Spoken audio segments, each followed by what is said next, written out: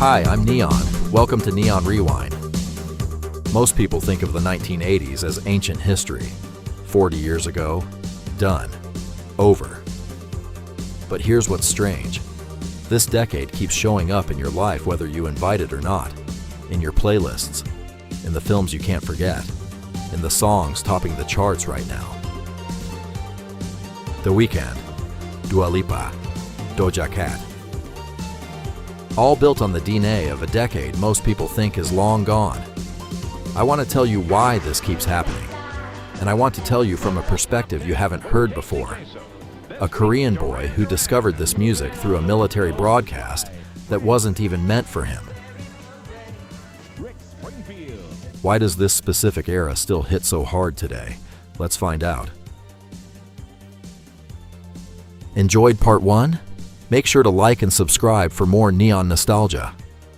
Part 2 starts right now.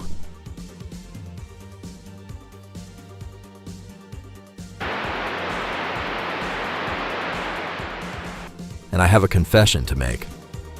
I was obsessed with the 1980s. Before being obsessed with the 80s was cool. No internet, no YouTube, no Spotify. In the 1980s Korea, the outside world didn't just arrive slowly. It arrived in fragments. We pieced it together from fragments. A borrowed magazine, a free chart pamphlet from the record shop. In a country where imported music magazines cost a week's allowance, those free chart pamphlets were gold. And the occasional lucky night on a military broadcast. 3 fragments to be exact. AFKN was our contraband MTV. Most nights it was just American news, military announcements, or baseball games. But sometimes, just sometimes, late at night, they played music videos. And on one of those nights, everything changed. Enjoyed part 1? Make sure to like and subscribe for more neon nostalgia. You're watching Neon Rewind. Und mit den Solid Gold Dancers. Madonna.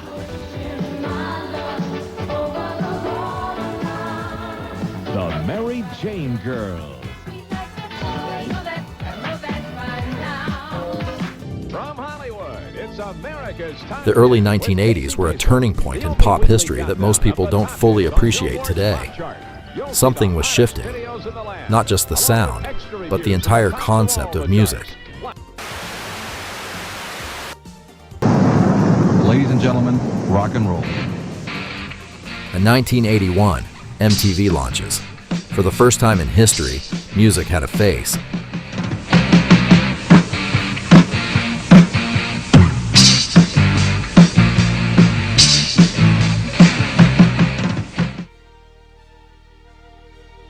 And from Britain, a wave of artists arrived who understood this completely. They weren't just musicians. They were visual statements.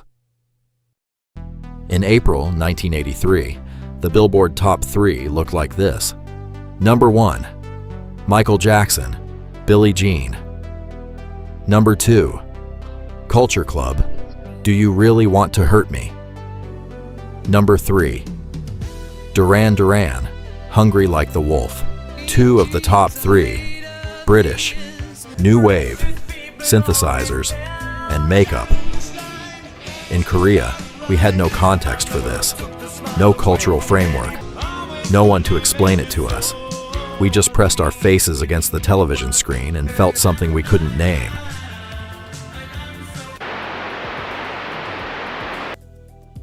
I started collecting those free Billboard pamphlets from record shops. I borrowed music magazines from friends who could afford them, reading them until the pages fell apart. I cut out photos, made scrapbooks, and filled notebooks with artist names, chart positions, and release dates.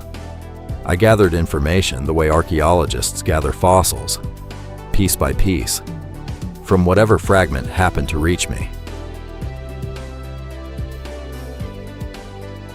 And then, there were the nights I got lucky on AFKN, a music video, 3 minutes of color and sound from a world I had never seen.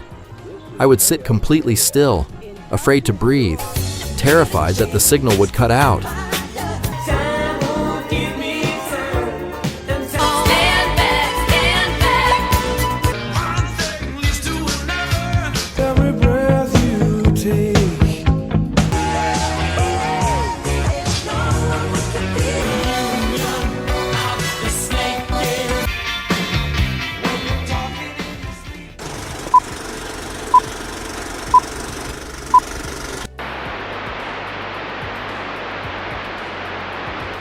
You're watching Neon Rewind.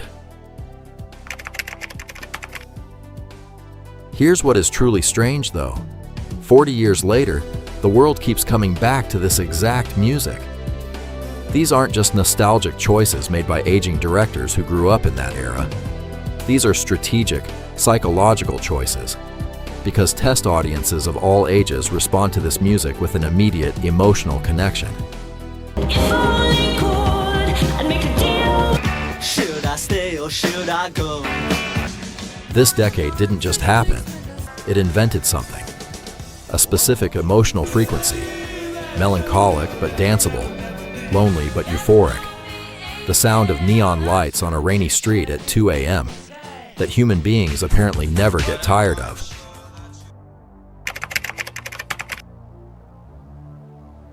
Before we tune into part 4, don't forget to hit that subscribe button and leave a like to support the archive. That Korean boy who pressed his face against a television screen in 1983. He grew up. He chose a practical life, but never stopped listening. Decades later, his thumb is still busy exploring today's fresh hits, because for him, the rewind never truly ends. Over the coming episodes, I want to take you somewhere, not just to the music, but to the world that made it. Why was Culture Club's arrival in Korea genuinely shocking in ways that are hard to describe today? What exactly was the second British invasion, and why did it matter? And how did a generation of Korean teenagers, listening through a foreign military broadcast not even meant for them, absorb a cultural movement that would eventually help shape the roots of K-pop?